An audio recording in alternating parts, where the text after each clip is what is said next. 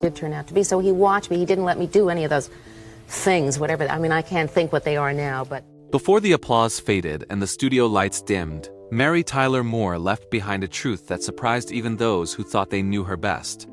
To the public, she was warmth personified, gracious, reassuring, the woman who made independence look graceful and pain feel survivable. She carried herself with composure and kindness, becoming a symbol of trust in millions of living rooms.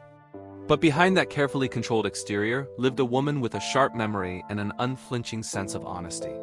In her later years, Mary quietly named 5 actors she came to despise, not through rumor or gossip, but through lived experience.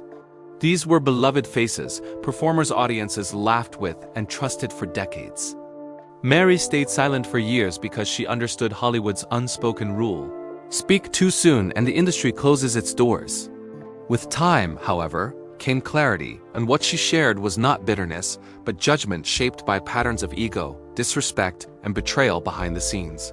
For Mary, professionalism was never an act, it was a principle.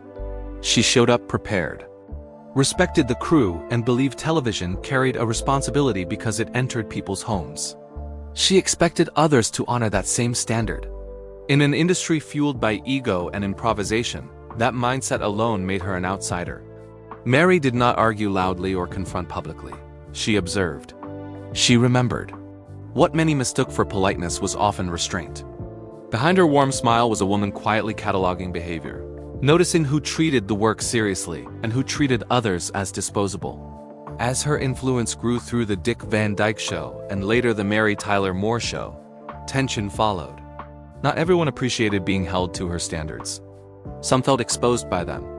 Mary responded not with conflict, but with emotional distance, and that silence spoke volumes. By the late 1970s, she had formed a private list, not of rivals, but of colleagues whose conduct violated her sense of integrity. These were not minor slights. They were moments when fame stripped away the mask and revealed something ugly beneath. Once Mary saw that side of someone, she never forgot it. One early lesson came from working alongside Rosemary, a seasoned performer admired by audiences. On screen, their chemistry felt effortless.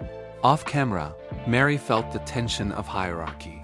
Subtle remarks about experience, quiet reminders of status, small moments meant to assert dominance.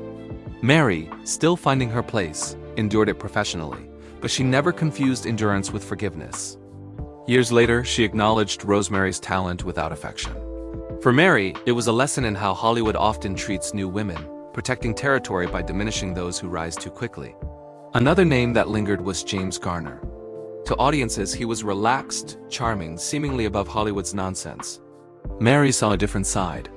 She found his casual cynicism toward the craft and the people around him troubling. Humor, in her view, should ease tension, not dismiss effort. Garner relied on instinct where Mary relied on preparation. The difference itself was not the issue. It was how little consideration he seemed to show for how his attitude affected others. To Mary, television mattered. Responsibility mattered. That quiet clash never faded. Her relationship with Ted Knight was more complex. His on-screen arrogance was comedic brilliance. Off-screen, his insecurity created emotional turbulence.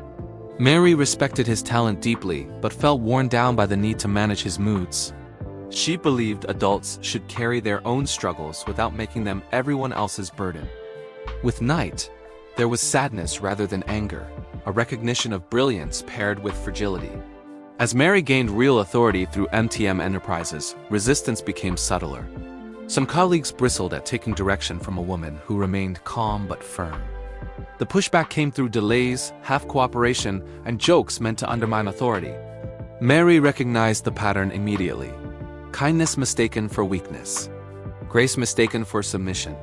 She chose patience over confrontation, trusting time to reveal what arguments never could. In the end, Mary Tyler Moore was never simply the endlessly cheerful icon many believed her to be. Beneath the warmth was a woman of steel, principled, observant, and quietly uncompromising. The actors she came to despise earned that place through repeated patterns, arrogance disguised as charm, cruelty hidden behind humor, and irresponsibility excused by fame. Mary believed character mattered more than charisma, and professionalism outweighed raw talent. Her silence was not fear, but discipline. Her story challenges the comforting myths of classic Hollywood. It reminds us that what we see on screen is often carefully curated, and that grace can be armor rather than softness. Mary did not build her legacy on exposure or revenge. She built it on standards, and that may be the most powerful truth she left behind. If this story changed how you see Mary Tyler Moore or made you rethink the golden age of television, make sure to like this video, share your thoughts in the comments, and subscribe to Hollywood Bulletin for more deep dives into the hidden truths behind legendary stars.